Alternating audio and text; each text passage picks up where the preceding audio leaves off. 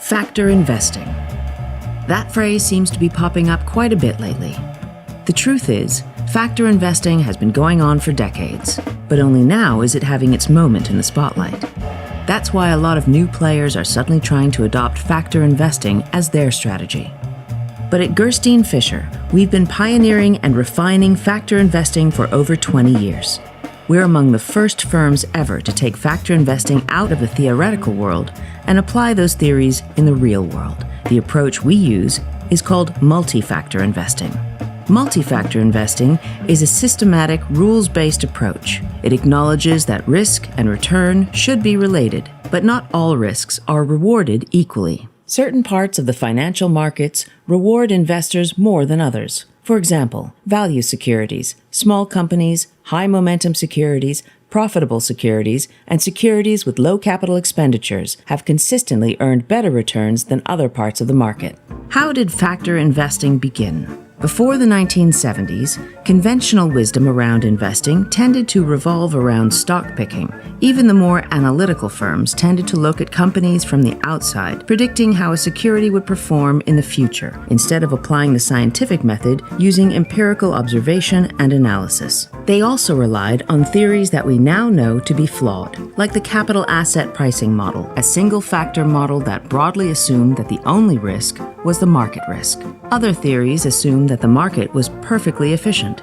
or that investors behaved in a way that was perfectly rational. These theories were flawed because of an overall lack of data, lack of inquiry, and computing power much more limited than it is today. Before the internet and the PC, even the best financial theories were based on an extremely small sample size of information. It's no coincidence that the rise of the personal computer and the globalization of the world coincides with the rise and application of factor investing.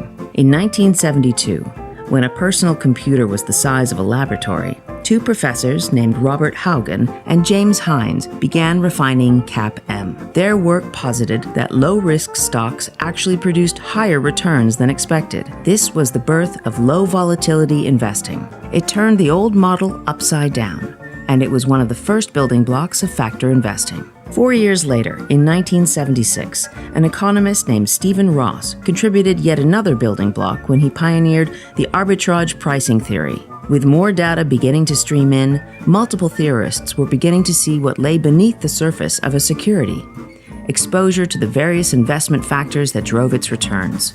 This is the heart of factor investing. The idea that an investment portfolio can be created and diversified based on the DNA that lies inside securities instead of the securities themselves. The dawn of the digital age rapidly increased the flow of available data and further accelerated landmark studies about factor investing. In 1992, Eugene Fama and Kenneth French expanded on the rational market theory and showed that riskier securities, such as small companies and value securities, had outperformed the alternative larger companies and growth securities. But then, just a year later, a new factor emerged, and with it, an entirely new way of thinking about investing. In 1993, Sheridan Titman and Narasimham Jagadish demonstrated that a company's performance yesterday can tell us a lot about its performance tomorrow.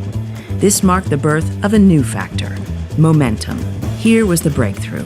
Instead of looking inside a security at its risk exposures, they looked outside at the behavior of its investors. They understood that realized returns contained a component related to expected returns.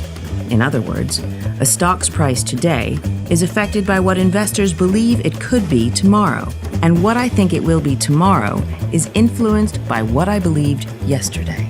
This theory is known as behavioral finance, and it's a significant reason why we at Gerstein Fisher believe in a multi-factor strategy, because to see the entire investment picture, we need to see the entire equation, outside as well as inside, growth as well as value, Fama and French, as well as Jagadish and Titman.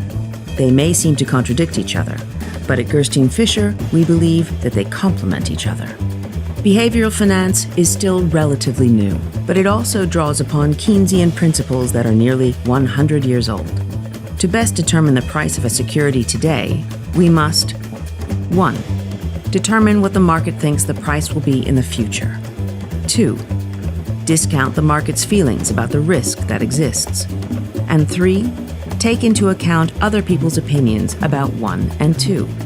We believe that all three factors must be combined to best determine the security's price. As the millennium turned, a bona fide body of work about factor investing had emerged within financial circles, but it had not yet taken flight with the general public. Why? We believe that, quite simply, the idea of factor investing flew in the face of investment practices that had been the foundation of leading financial firms for decades.